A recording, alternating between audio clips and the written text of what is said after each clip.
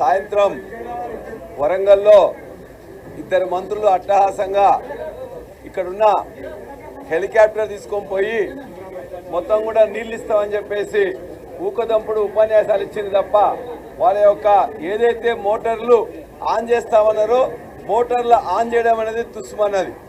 ఆ సందర్భంగా చేయలేని చేతగాని ప్రభుత్వ ప్రతినిధులని మంత్రులు మాట్లాడింది ఏంటంటే దేవాదుల కోసం వీళ్ళేదో చేసిందట, కేసీఆర్ గారి ప్రభుత్వం చేయలేదన్నారు. ముఖ్యంగా అక్కడికి వచ్చిన ఇద్దరు మంత్రులు మాట్లాడింది సోయి తప్పి దేవాదుల గురించి ఏమీ తెలియకుండా ఇష్టం వచ్చినట్లు గత ప్రభుత్వం మీద మాట్లాడడం జరిగింది.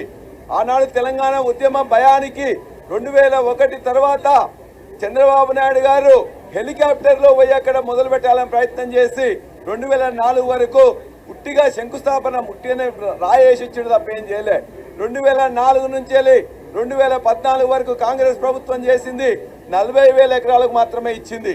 కానీ దాన్ని మొదటి ఫేజ్ కానీ రెండో ఫేజ్ కానీ మూడో ఫేజ్లో కేసీఆర్ గారు మొత్తం కూడా వరంగల్ జిల్లాకు మొత్తం నీళ్లు రావాలనే ఉద్దేశంతో 5,14,000 ఎకరాల కోసం దాని మొత్తాన్ని కూడా డబ్బులు ఇచ్చి దాన్ని మొత్తం అద్భుతంగా దాన్ని తయారు చేస్తే దానికి కావాల్సిన ఇంటేక్ వెల్ని బ్రహ్మాండంగా తయారు చేసిన సమ్మక్క బ్యారేజ్ దగ్గర, ఆ తర్వాత భీమ్ గన్పూర్ కానీ చలివాగు కానీ, అదేవిధంగా ఇవాళ కొత్తగా ప్రారంభిస్తాం అనుకున్న దేవన్నపేట కానీ ధర్మసాగర్ కానీ గండిరామారం కానీ తపాస్పల్లిలో రిజర్వాయర్ నిర్మించిండ్రు, కాలువలు తవ్విండ్రు, కావాల్సిన పంపులు పెట్టిండ్రు, కావాల్సిన మోటార్లు పెట్టిండ్రు.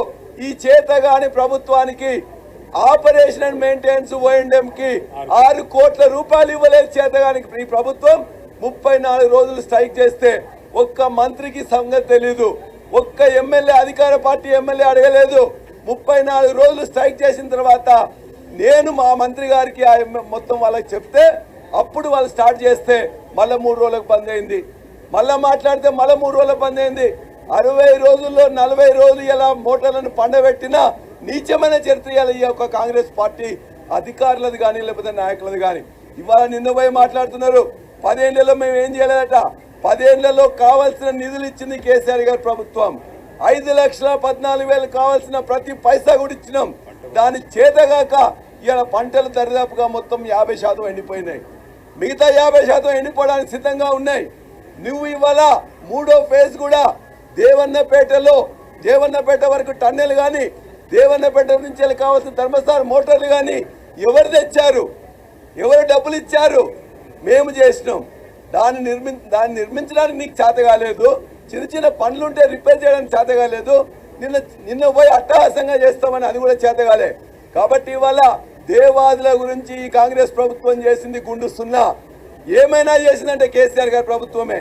ఇవాళ మీ యొక్క నిర్లిప్తత వల్ల, నిరాసక్తత వల్ల, మీ చేతగానితనం వల్ల, అవగాహన రాహిత్యం వల్ల ఇవాళ మొత్తం జనగామ నియోజకవర్గం, జనగామ జిల్లా, స్టేషన్ గన్పూర్ కానీ వర్ధనపేట కానీ మొత్తం ఎండిపోతున్నాయి.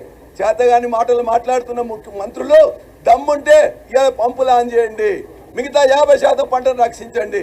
ఒకవేళ చేత కాకపోతే మా యొక్క పార్టీ డిమాండ్ చేసినట్లు ఎక్కడైతే ఎండిపోయిన లక్షలాది ఎకరాలకు ప్రతి ఎకరానికి 25,000 రూపాయలు ఇవ్వాలని చెప్తున్నాం.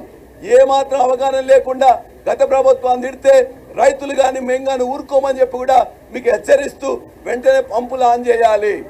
ఒకవేళ నువ్వు చేయలేకపోతే నష్టపరిహారం 25,000 ఇవ్వాలని చెప్పేసి భారత రాష్ట్ర సమితి తరఫున